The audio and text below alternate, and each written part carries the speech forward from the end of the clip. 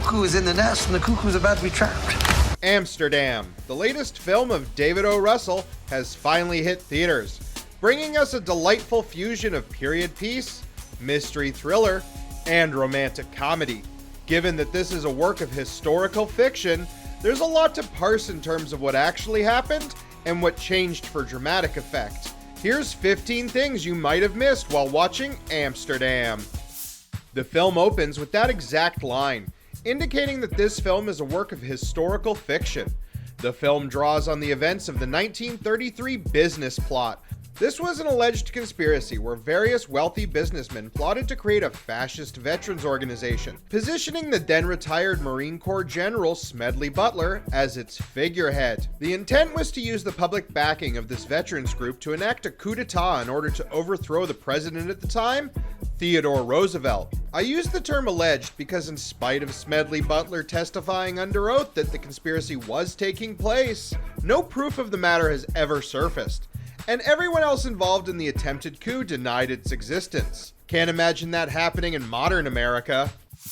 The main character of Amsterdam is Christian Bale's Dr. Bert Berenson, a veteran doctor who sustained heavy injuries in his time on the European front in World War I. The time spent with his friend and comrade Harold Woodman, played by John David Washington, on the battlefield is carried by them looking through their scars. Bert lost his right eye and retains facial scarring, while Harold had shrapnel damage in his lower left jaw, although his handsome face was kept pristine. Before we learn about these characters' history, the film opens with Bert giving medical attention to two disabled veterans who suffered similar injuries to him and Harold.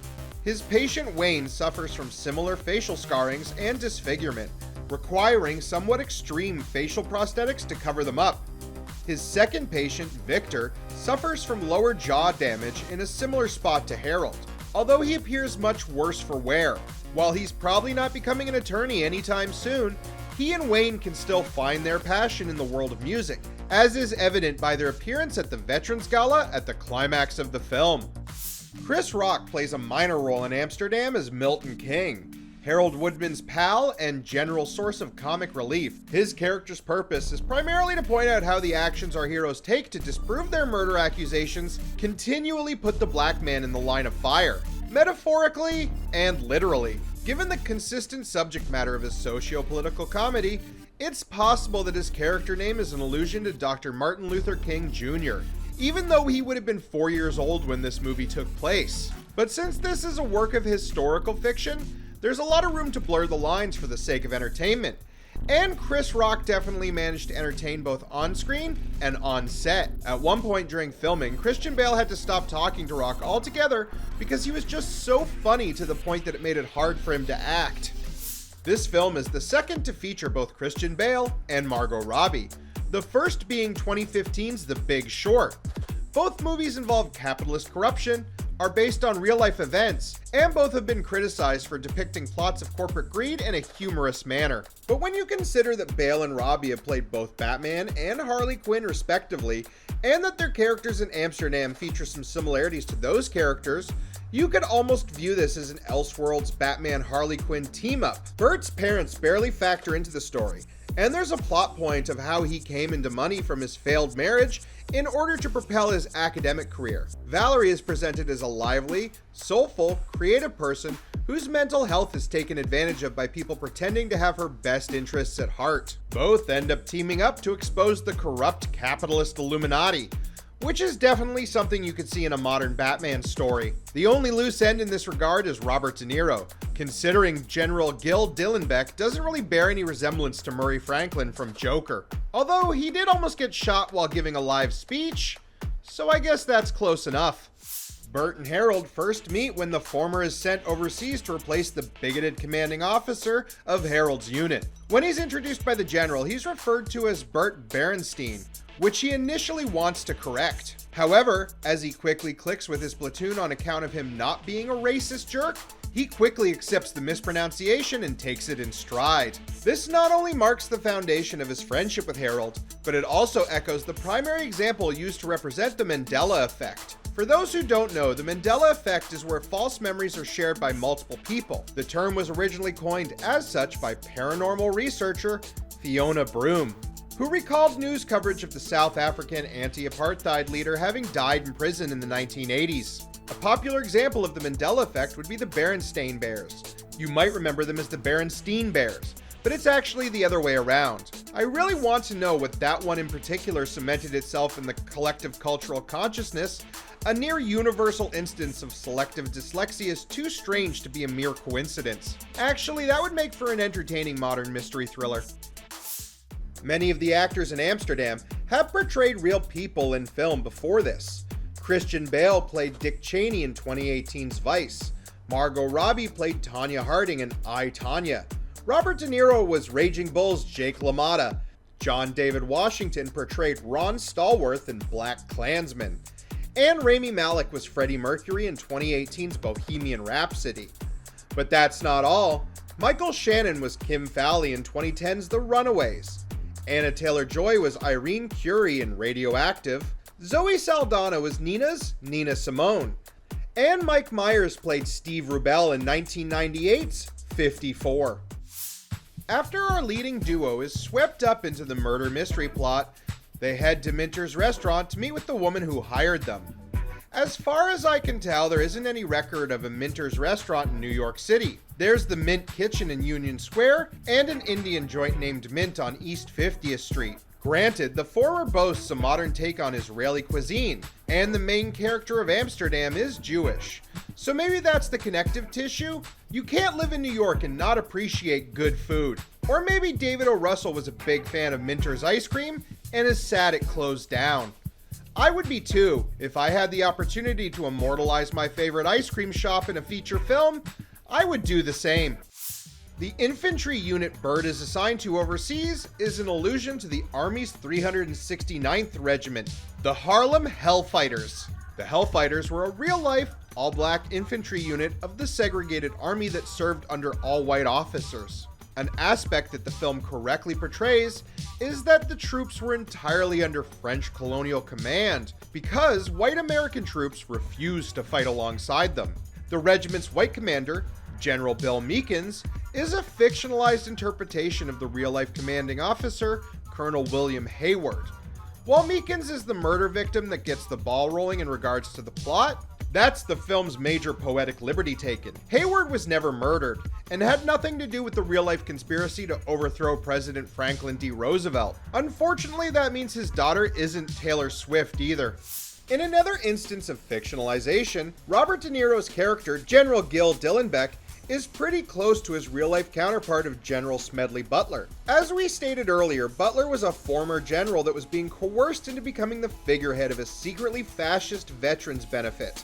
The movie draws on two iconic speeches that Butler gave to give De Niro's interpretation a legitimate texture. The first comes from a newsreel in which he gave a speech to the 1932 Bonus March. The Bonus March was a planned movement where World War I veterans would march in Washington while demanding their promised back pay for their time in the military. The speech De Niro gives in regards to this movement is nearly word for word the speech Butler gave in 1932, which you can actually find on YouTube. The only discrepancy in regards to this moment in history is where the film states that the general led the marchers, while in reality, he was only there in support. This minute change was likely made in order to make Dillenbeck seem more sympathetic towards his cause, making the coercion of his character by the Order of the Five that much more sinister.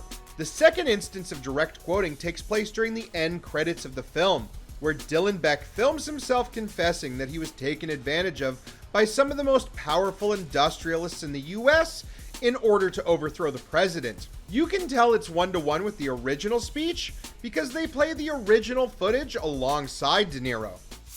One particular creative liberty the film takes is that in real life, the business plot was, as far as we know, entirely enacted by American capitalists, with no foreign intervention. The movie's capitalist Illuminati is referred to as the Committee of Five and the Great Nation Society. Their logo is two fives arranged in a way that's a clear dead ringer for the German swastika, which in case you forgot is the symbol of the Nazi Party. Considering that Hitler's rise to power came about in 1933, where the business plot took place, it's a sensible inclusion. After all, capitalism has proven to be inherently fascistic in execution for quite some time.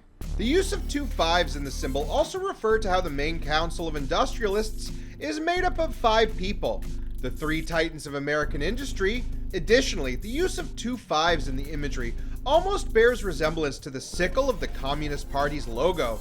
This could be purely coincidental, as the MO of the Order is to extend the tendrils of their corporate autocracy through the American government, installing a fascist dictatorship that's at odds with what communism actually is. Although, considering their main goal is to manipulate the forgotten working class citizens of the American populace, that might have been an intentional design choice. Anyways, despite the details surrounding this narrative beat conflicting with the supposed real-life details, the inclusion of the swastika-shaped hedge in front of the estate is just on the nose enough to work. As mentioned previously, Tom and Libby are part of the Order of the Five. This becomes increasingly obvious as the film progresses towards its climax. But a particular heavy shoe is dropped when our heroes introduce General Dillenbeck to the Voses in the hope that they'll give him a platform to speak out against the ongoing conspiracy. When they first meet, Libby profusely shakes his hand with the camera lingering on that shot for so long that subtlety itself has been chucked out the window. While this is a pretty clumsy way to instill distrust, it does contain an unexpected element of foreshadowing, that being that Libby's on drugs. Yes, Libby and Tom have developed a new pain medication to sell disaffected veterans that's essentially morphine crossed with LSD. Before she and her husband are ultimately outed, Libby mentions that she'd routinely take it at a retreat where she and her friends used to use it to connect to the astral plane. Or some hippy-dippy mumbo-jumbo like that. Taking that into account, the almost drunken camera work applied to her meet-cute with Dillenbeck could be seen as hinting at her own drug use. I guess they should have called it the Committee of the High Five. Bert and Harold meet Valerie in the French ICU following their grievous injuries in the battlefield. They formed a fast friendship and practically became the 3 musketeers of the movie. Their chemistry is electric and is the heart of Amsterdam's best scenes. One such scene is when we learn about a beloved pastime in which they'd come up with a nonsense song. Essentially, they put a bunch of French phrases in a hat, pull them out, and play a game of musical telephone. Conveniently, the phrases they randomly select happen to coalesce into a song about living life to the fullest until your friends pass on into heaven. At least I think so. The movie frequently establishes the theme of how one chooses to interpret the world around them as paramount. But the most interesting thing about this detail is how it sounds like a Jewish sing-song blessing. If you aren't Jewish, you'll have to take the writer's word on this. But considering that Bert being Jewish is brought up repeatedly, it's safe to assume that he'd carry some of his culture with him wherever he goes. Unfortunately, it's difficult to pin down which blessing he's drawing from, as new tunes keep getting popularized with each passing year. Now I want to see Christian Bale bless the Hanukkah candles with his Batman voice. That'd be the best holiday movie of all time. While the film's capitalist Illuminati, the Committee of Five, is fictitious, like many things in the movie, it is somewhat based in reality. The United States' Second Continental Congress boasted a committee of the same name, composed of John Adams, Benjamin Franklin, Thomas Jefferson, Robert Livingston, and Roger Sherman, who drafted the Declaration of Independence. According to recorded history, this is the only Committee of Five that has ever existed. Considering how Amsterdam's Committee of Five planned to fund sterilization clinics to uphold white supremacy, this detail could be interpreted as a misappropriation of cultural figureheads, a common trait amongst fascist movements. It's likely that Russell's intent in using this name was to contrast the two. The fundraiser that serves as the backdrop for the climax of the movie didn't actually happen. Well, it did in a sense. Let me explain. The fundraiser itself is modeled after an event held 5 years later. In 1939, Madison Square Garden hosted a rally run by the Nazi-affiliated German-American Bund. The scene in question drew on that rally, and that's evident based on the George Washington imagery alongside the Hitler Youth-style uniforms worn by half of the extras in that scene. Much like the film's Committee of Five, the German-American Bund didn't amount to much. Although in that instance, it was due to its more overt Nazi aesthetic and ties to Germany. A major revelation of the movie is that Tom and Libby, who have been looking after Valerie since she left Amsterdam, have been lying to her about her health and have over-medicated her to keep her pacified, claiming that she suffered from a hereditary nerve disease. Considering Valerie had connections to the daughter of the deceased General Bill Meekins, she'd prove to be a hefty roadblock to their plans to remain fabulously wealthy and a part of the Committee of Five. Their manipulation of Valerie's medication extends back to her mom as well, indicating that they've been at this for quite some time. The medical meddling caused Valerie's vertigo to manifest over time, resulting in her developing personality traits that made it for difficult to believe anything she said. Considering that Margot Robbie's best known role today is Harley Quinn, a woman who has been taken advantage of while suffering questionable mental health, this was a perfect casting choice. When we're reintroduced to Valerie in her more advanced medicated state, Libby refers to her as a hemophiliac, despite Valerie's objections. Later on, Libby comments on her fondness of razor blades, which is a cruel dig at her artistic tendency to coat everyday items in war shrapnel. This perversion of a pure soul's ability to make something beautiful out of the horrors of war make our villains truly despicable. And considering capitalism's tendency to misappropriate art for its own gain, it rings all too true. Honestly, given that many of the actors in this film have played superheroes, which are largely aimed to inspire children, it gives this film an oddly sadistic meta edge to it. Or maybe I'm reading into the film too much. You decide. Well, that was exhausting, much like the movie itself. Amsterdam is certainly a convoluted mess of a film, both in tone and plot, but in its attempt to tackle such sensitive subject matter, it gives us a lot to talk about. Did you see Amsterdam? Will you see Amsterdam? If you did, what's something you noticed that we didn't? Let us know in the comments below.